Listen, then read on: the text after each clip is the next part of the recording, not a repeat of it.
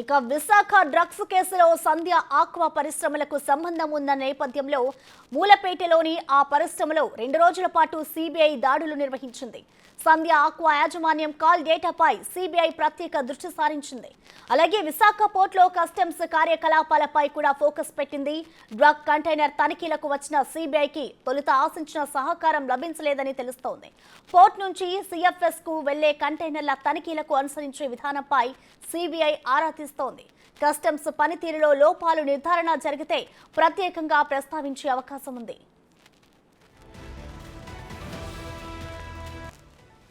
ఇక్కడ వరకు అంతా బాని ఉన్నా కొత్త మూలపేట ఎస్ఈజెడ్ కాలనీలో సంధ్య ఆక్వాకు చెందిన బస్సు కలకలం రేపింది. గత కొన్ని రోజులుగా బస్సు అక్కడే ఉండడాన్ని గమనించిన స్థానికులు పోలీసులకు సమాచారం ఇచ్చారు.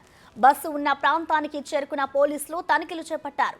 బస్సులో ఫైల్స్, కొన్ని పరికరాలు ఉన్నట్టు తెలిపారు. అయితే ఆ ఫైల్స్ దేనికి సంబంధించినవో అనే దానిపై ఆరా తీస్తున్నట్లు తెలుస్తోంది. ఈ క్రమంలోనే ఇంటర్నేషనల్ డ్రగ్ డీల్లో సంధ్య ఆక్వా చుట్టూ ఉచ్చు బిగిస్తోంది. సిబిఐ అధికారులు తనిఖీలకు వచ్చిన సమయంలో విలువైన డాక్యుమెంట్లు, హార్డ్ డిస్కులు కంపెనీ ప్రతినిధులు బయటకు పంపించే ప్రయత్నం చేసినట్టు తెలుస్తోంది. ఎంప్లాయీస్ ను తరలించే బస్సులో డాక్యుమెంట్లను పోలీసులు కనుగొన్నారు. 4 రోజులుగా మూలపేటలోని ఓ కాలనీలో సంధ్య ఆక్వా యాజమాన్యం బస్సును ఉంచింది. సిబిఐ అధికారులు తనిఖీలకు వచ్చిన సమయంలో డాక్యుమెంట్స్ ఎక్కడికి తరలిస్తున్నట్లు అనే విషయంపై పోలీసులు ఆరా తీస్తున్నారు. బస్ బ్రేక్ డౌన్ కారణమని కంపెనీ ప్రతినిధులు చెబుతున్నారు.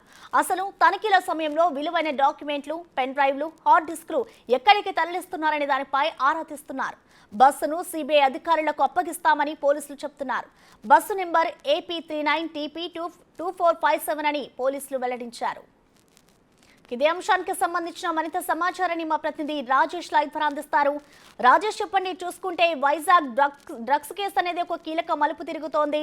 ఇటు బస్సుకు సంబంధించి ఎలాంటి ఇన్ఫర్మేషన్ అయితే లేదు. దాంట్లో ఇప్పుడు వరకైతే పోలీసులు దానికి సంబంధించిన అప్డేట్స్ కూడా ఇవ్వలేదు. సో స్థానికులు చెప్పేంత వరకు కూడా పోలీసులు ఆ బస్సును ఎందుకు కనుగొనలేదనుకోవచ్చు రాజేష్?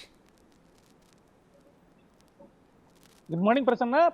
కాకినాడలో దొరికిన ఈ మూలపేటలో జరిగిన సందర్భం చూసుకుంటే మొత్తం అంతా కూడా డ్రగ్స్ కేసు రకరకాల మలుపులు దొరుకుతుందని చెప్పాలి.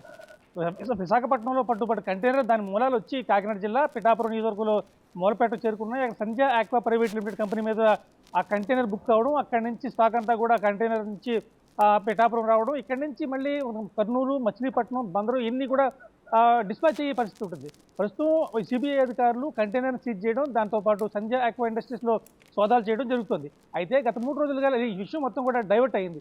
ఎందుకంటే 3 రోజుల క్రితం సిబిఐ అధికారులు 7 సభ్యులతో కూడా బృందం లోపలికి వెళ్తున్నప్పుడు ఒక బస్సు అయితే బయటకు వచ్చేసింది.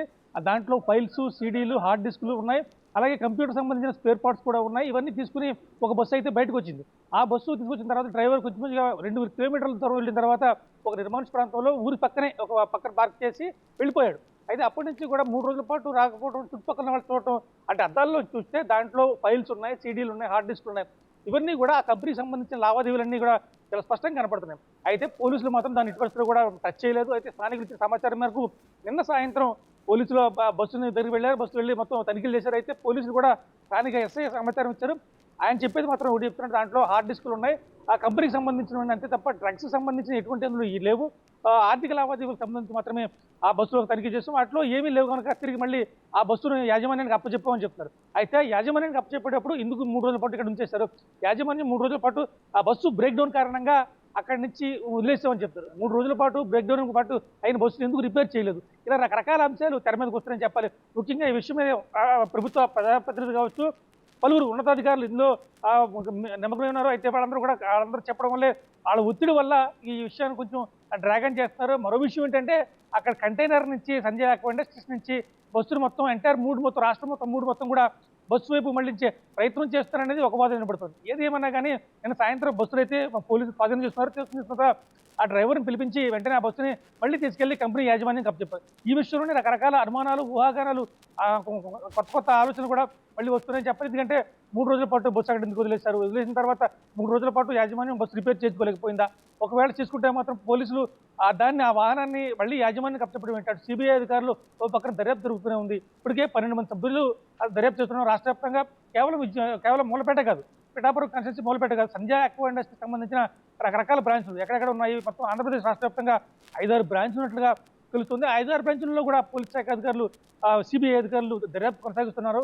అయితే ప్రస్తుతానికి మాత్రం ఈ మొత్తం ఆలోచన అంతా కూడా బస్సు వైపు డైవర్ట్ చేశారు అనే ఒక వాదన ఏర్పడుతుంది. ఏది ఏమైనా కానీ పోలీసులు చేసిన హిస్టరీ కావచ్చు, అటు ప్రజాప్రతినిధులు ఒత్తిళ్లు కావచ్చు, సిబిఐ అధికారులు మాకు ఒత్తిడి చేస్తున్నారని చెప్పి స్పష్టంగా ఛార్జ్ షీట్లో కూడా ఫైల్ చేశారు. స్థానిక అధికారులు కానీ, స్థానిక పోలీసులు కానీ మాకు సహకరించట్లేదని చెప్పి ఛార్జ్ షీట్లో చాలా స్పష్టంగా రాసిన నేపథ్యంలో పోలీసుల మీద కావచ్చు, ప్రజాప్రతినిధుల మీద అనుమానాలు వ్యక్తమవుతాయి.